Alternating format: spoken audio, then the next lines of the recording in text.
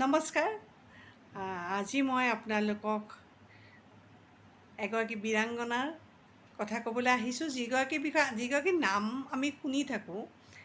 তেখেতৰ স্মৃতিত বহুত স্থাপত্য হৈছে। মাজে মাজে তেখেতৰ স্মৃতিত শুৱনি সভাও পতা হয়। কিন্তু তেখেতটো কোন আছিল, কিয় তেখেতে আত্মজাহ দিবলগীয়া হ'ল, এই কথাবোৰ আচলতে আমাৰ বহুতে নাজানো। সেইকাৰণে মই আপোনালোকৰ ওচৰলৈ আহিছোঁ আজি এইখিনি কথা আপোনালোকক জনাম বুলি। আৰু আপোনালোক নিশ্চয় আজি ভালে আছে, আৰু এই কথাখিনি জানিব পাৰি মোৰ বিশ্বাস হৈছে যে আপোনালোকে ভাল পাব। আৰু গোলাঘাটতে স্থাপন হৈছে সতী সাধনী ক্ষেত্ৰ, কলাক্ষেত্ৰ। গতিকে মই আজি সতী সাধনী কলাক্ষেত্ৰলৈ গৈছোঁ, তাৰো অলপ ঝলক আপোনালোকক দেখুৱাম। আৰু মই এতিয়া ক'ব লৈছোঁ সাধনীৰ বিষয়ে। আচলতে চুতীয়া ৰাজ্যৰ শেষগৰাকী ৰাণী আছিল সাধনী। তেওঁৰ পিতৃ ধৰ্মধ্বজ পাল বা ধীৰ নাৰায়ণৰ কোনো সন্তান নাছিল বহুদিনলৈকে। বহুদিনৰ পিছত বহুত সাধনা কৰাৰ পিছত সাধনীক পালে, কিন্তু পুত্ৰ সন্তান বহুদিনলৈকে হোৱা নাছিল। বহুত বছৰৰ মূৰত, সাধনী জন্ম হোৱাৰ বহুত বছৰৰ মূৰত এটি পুত্ৰ সন্তান তেওঁ লাভ কৰিলে, আৰু তেওঁৰ নাম থলে সাধনী জন্ম আনুমানিক 15 শতিকাৰ শেষৰ ফালে হৈছিল। আচ্ছা, সন্তান লাভৰ কাৰণে আচলতে তেওঁক যে সাধনা কৰি কৰি ৰজাই যে তেওঁক পালে, সেইকাৰণে তেওঁৰ নাম সাধনী হয়। কিন্তু তেওঁৰ আন এটা নাম আছে তেজা।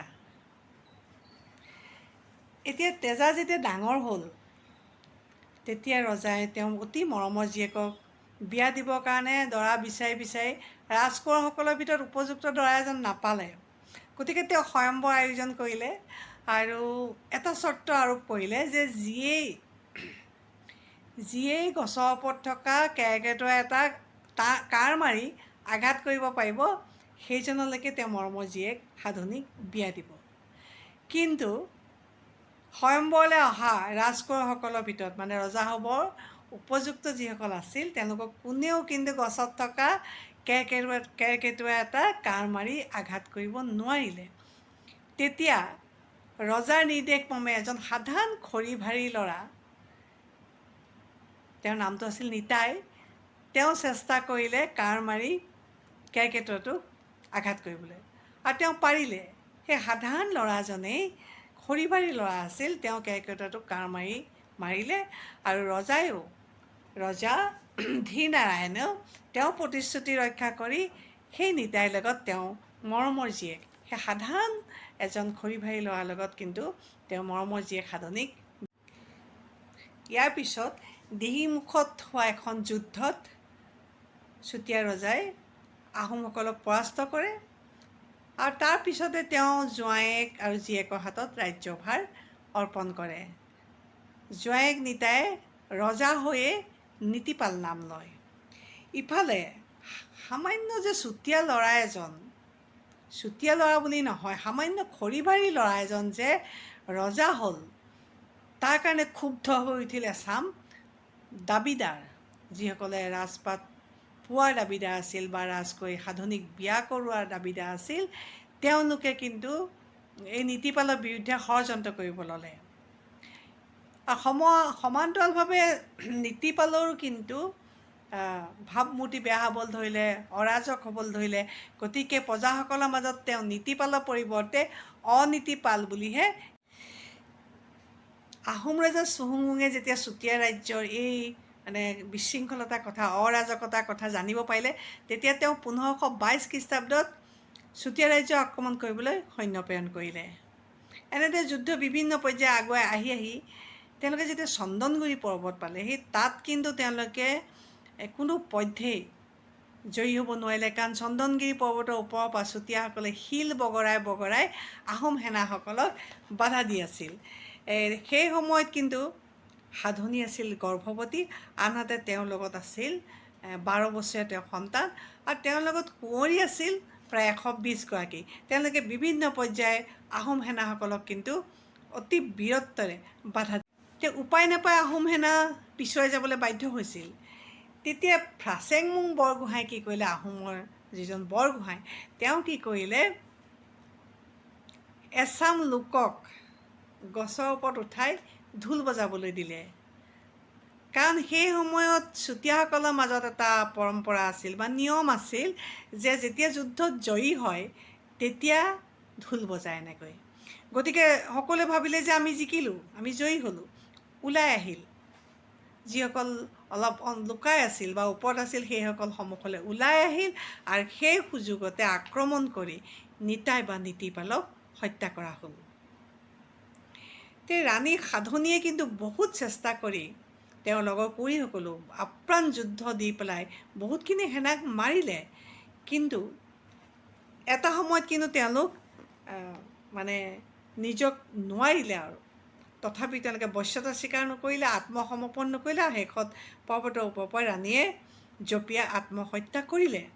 কিন্তু এচাম ইতিহাসবিদে ক'ব খোজে যে আচলতে সাধনীৰ গাত জাঠি লাগিছিল, আহোম সেনাৰ জাঠি লাগিছিল, সেইকাৰণে তেওঁৰ মৃত্যু হৈছিল। যিয়েই নহওক, এই কথাৰ পৰা আমি এটা কথা ক'ব পাৰোঁ যে ৰাণীয়ে নিজৰ সতীত্ব ৰক্ষাৰ লগতে নিজৰ ৰাজ্যখনৰ, নিজৰ জাতিটোৰ সন্মান ৰক্ষা কৰি মৃত্যুকে আদৰি ল'লে, তথাপিও তেওঁ আত্মসমৰ্পণ নকৰিলে।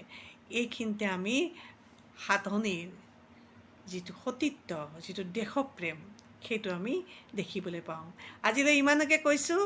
আপোনালোকক এনেকৈ মই কিছুমান তথ্য দি থাকিম। হয়তো আপোনালোকে বহুতেই জানেই এইবোৰ কথা, তথাপিও বহুতে নাজানিবও পাৰে, সেইকাৰণে কৈ থাকোঁ। আৰু কিতাপত পঢ়ি পোৱাতকৈ এনেকৈ ক'লে বেছি ভাল লাগে নহয়। আপোনালোকে মাত্ৰ মোৰ ভিডিঅ' চাই থাকিব, মোৰ পেজটো ফ'ল' কৰিব আৰু মোৰ ইউটিউবটো ছাবস্ক্ৰাইব কৰিব। নমস্কাৰ, ধন্যবাদ, শুভৰাত্ৰি। এয়া সন্মুখভাগ দেখিছে আপোনালোকে কি সুন্দৰকৈ বনোৱা আছে। চব বীৰাংগনাৰ প্ৰতিমূৰ্তি দেখিছে। এয়া মুখ্যমন্ত্ৰীয়ে বনাই শিল্পী কৰি দিছিল, যথেষ্ট ধুনীয়াকৈ আছে চৌপাশটো।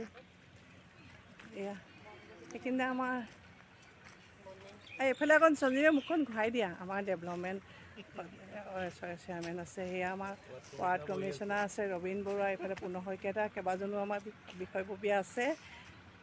এইটো আমি পেজত দি দিম দেই, সেইকাৰণে দেখুৱাইছোঁ। অলপমান প্ৰাকৃতিক পৰিৱেশৰ হেৰি লৈছোঁ অকণমান। আচলতে আমি সদায় যান্ত্ৰিকতাৰ মাজত থাকোঁতো, সেইকাৰণে এওঁলোকেও লৈছে। এয়া আপোনালোকৰ সন্মুখৰ ফালৰ পৰা দেখুৱালোঁ। Thank U. এয়া সন্মুখভাগটো চাওক। আজি ভিতৰত সভা হৈ আছে। এতিয়া ময়ো সভাতে আছিলোঁ, তাৰপৰা আহি আপোনালোকক অকণমান দেখুৱাওঁ বুলি আচলতে মই এই ভিডিঅ'টো কৰিছোঁ। ভাল লাগিছে, নিশ্চয় আপোনালোকে ভাল পাব। যিসকল গোলাঘাটৰ সেইসকলে আহি থাকে বাৰু, কিন্তু দূৰণিবতীয়াসকলে বৰকৈ নাজানে যে, সেইকাৰণে কৈছোঁ। আপোনালোক থাকিব পৰা ব্যৱস্থাও আছে। মই টুৰিষ্ট লজটো দেখুৱাই দিছোঁৱেই। এয়া চাওক মেইন হেৰিটো। ইয়াৰ ভিতৰখন যথেষ্ট ভাল, উন্নত। এয়া বেক চাইডৰ পৰা দেখুৱাইছোঁ, মই এতিয়া ফ্ৰণ্ট চাইডৰ পৰা দেখুৱাওঁ। এয়া বিভিন্ন ফুলেৰে, কাঠেৰে বহুত, এতিয়া অৱশ্যে ফুলৰ ছিজনটো অহা নাই, তথাপি যথেষ্টখিনি সৌন্দৰ্যৰে ভৰাই থৈছে চৌপাশটো। এয়া ফ্ৰণ্ট চাইডটোলৈ আহি আছোঁ মই। দেখিছে কি সুন্দৰ ধুজা আছে। মস্ত এজোপা কঁঠাল গছো আছে দেই। এইখিনিতে মানুহে গৰমত চাহ পাবৰ কাৰণে বহি পৰে, কেইবাজনো বহি আছেও। এয়া মই আহি আছোঁ। সেইটো এইফালৰ পৰা মই যিটো কলাক্ষেত্ৰৰ বেক চাইডটো দেখুৱাইছোঁ আপোনালোকক দেই। ইয়াৰ পাৰতে আছে এয়া ধুনীয়াকৈ দেখিছে। এইখিনি কি সুন্দৰ ব্যৱস্থা আছে। মই এই জলাশয়ৰ পাৰতে মোৰ ৰিমঝিম বৰষুণ নামৰ যিটো ভিডিঅ' কৰিছিলোঁ, আপোনালোকে মোৰ ইউটিউবত পাব। সেইখিনি ইয়াতে মই শ্বুটিং কৰিছিলোঁ। সঁচাকৈ কিমান ধুনীয়া পৰিৱেশ চব। এই ছাত্ৰ ছাত্ৰীবিলাকে খুব আনন্দ পাইছে। তেওঁলোক আজি আহিছে, আহি পেলাই আনন্দ উপভোগ কৰিছে, ফটো তুলিছে, ফটো ছেশ্যন কৰিছে। এয়া বিভিন্নগৰাকী আহিছে, কি ভাল লাগিছে। এইটো বেক চাইডহে, বেক চাইডটোৱে যথেষ্ট সৌন্দৰ্য। কি সুন্দৰ দেখিছে। এইখন ফটো সন্মুখতে চবেই, এইখনৰ সন্মুখত বহুতে ফটো তুলি ভাল পায়। আমাৰ ইয়াত ছাত্ৰ ছাত্ৰীসকল বহুতখিনি আছে। মই আপোনালোকক ডিটেইলছকৈ দেখুৱাইছোঁ, চাব। ইটো চাইডেদি দেখোঁ, দেখিছে কি সুন্দৰ, দেখিলে ভাল লাগি যায়। মই অলপ ঘূৰি ঘূৰি লৈ আছোঁ, আপোনালোকক দেখুৱাইছোঁ। এই সৌন্দৰ্য গোটেই প্ৰাকৃতিক পৰিৱেশৰ মাজত আছে। চাওক কি সুন্দৰ প্ৰতিমূৰ্তি। এয়া দেখিছে সতী সাধনী কলাক্ষেত্ৰত এয়া আমাৰ অসমৰ ইতিহাসৰ কিছুমান কাহিনী প্ৰতিফলিত হৈছে আচলতে এনেকেই। এয়া ইয়াত বিভিন্ন গেম চলি আছে দেই, পে' কৰি পেলাই গেম খেলিব পাৰে, তেনেকুৱা ব্যৱস্থা আছে ইয়াত। এয়া আমাৰ বাইদেউ এগৰাকী বহি আছে। এয়া আমি আহি আছোঁ চব দেখিছে, ছাত্ৰ ছাত্ৰীবিলাকে জোলনাত জ্বলি আছে। তেওঁলোকেও মানে নগৰৰ যিটো যান্ত্ৰিকতা তাৰপৰা কিছু আঁতৰি আহি খুব আনন্দ লভিছে, ভাল লাগিছে। এইটো চব এইটো টুৰিষ্ট লজ দেই, বৰ ধুনীয়া টুৰিষ্ট লজটো দেখিছে। আহিলে ইয়াত বাহিৰৰ পৰা আহিলে ইয়াত মানুহ থাকে, গতিকে আপোনালোকক দেখুৱাইছোঁ। আপোনালোকে যদি কেতিয়াবা ভাবে ইয়ালৈ আহিব পাৰে, খুব সুন্দৰ পৰিৱেশৰ মাজত, চাৰিওপিনে প্ৰাকৃতিক সৌন্দৰ্য, তাৰ মাজত টুৰিষ্ট লজটো। এয়া চব অসমৰ গৌৰৱ, অসমৰ ঐতিহ্য। এইফালেদি কিনাৰেদি কাষেদি টয়লেটলৈ যাবগৈ পাৰে, ফিমেল টয়লেট যথেষ্ট দূৰত ৰাখিছে পৰিৱেশ বিনষ্ট নহ'বৰ কাৰণেই। নহয়, এই অকণমান সতী সাধনী কলাক্ষেত্ৰ আমি দেখুৱাবলৈ আহিছোঁ এয়া। অঁ, এয়া আজি মিটিঙলৈ অহা এয়া আমাৰ লগত এয়া জুৰি বাইদেউ আছে, এয়া চুহানা বাইদেউ আছে। এয়া এইবোৰ দেউদাও নহয় জানো? অঁ, দেউদা।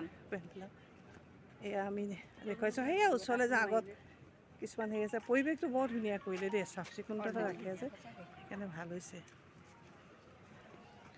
আহকচোন সেইখিনি ওচৰৰ পৰা দেখুৱাওঁ। হা, থোজাখিনি কোনখিনি ল'মহি, মই এফালৰ পৰা ল'মহি।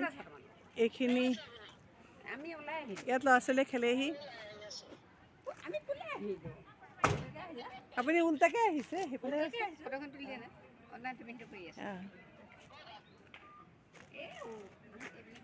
এয়া ইয়াত সৰু সৰু ল'ৰা ছোৱালীকে ইয়াত খেলেহি। ইয়াত বহুত সুবিধা আছে, একদম অকণমানিবিলাকৰ কাৰণে ইয়াত ঝুলনা আছে দেখিছে। এয়া চুচৰা আছে, একেবাৰে সৰু ল'ৰা ছোৱালীৰ কাৰণে আছে দেই এইবিলাক। তথাপিও সতী সাধনীক ইয়ালৈ আহিলে নামটো যেতিয়া উচ্চাৰণ হয় ন, তেতিয়া তেওঁলোকে জানিব পাৰে যে ইয়াত এগৰাকী আমাৰ অসমত এনেকুৱা এগৰাকী বীৰাংগনা আছিল। এয়া আমি ছাত্ৰীসকলে ফটো ছেশ্যন কৰি আছে, ফটো তুলি আছে। তোলা তোলা ফটো তোলা দেই, মই ভিডিঅ' কৰি আছোঁ। তোলা দেখুৱাই আছোঁ অলপ অলপকৈ।